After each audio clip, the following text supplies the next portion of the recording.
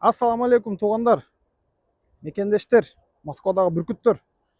Шу Камри сатуға шықты. Шығарылған жылы 2002, 2.4 автомат коробка. Американец туғандар. Сыртқы кузов мына ушындай. Срочный жасай тұрған деле жерлері жоқ. Порогторы біраз шаршап тұр. Литый дискада туғандар.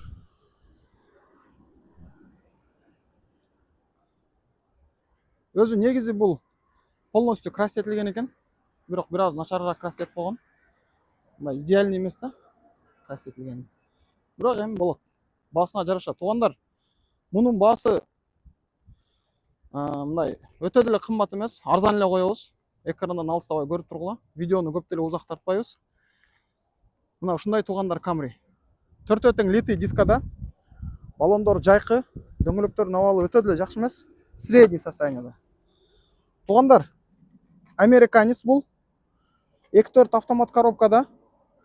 Магнитола жақсы иштейт.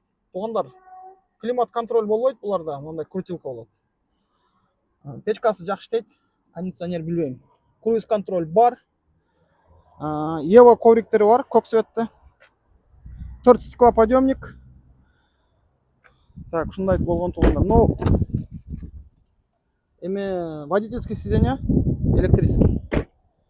Так, туғандардың арқасы мына ушундай. Чехол кийгизилген, бирок чехол өтө деле мындай дерский эмес. Мына Ева ковриктери дерский экен бирок. Туғандар, ушундай болгон Toyota Camry.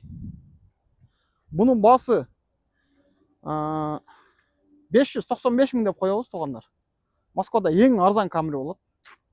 Мындан ылдый 2.4 автомат коробкага мындан арзан баа деле жок экен. Эми мындагы состояниясына жараша. Кимге кызык болсо номерлерди калтырып кетебиз. Байланышсаңыздар болот. Ассаламу алейкум.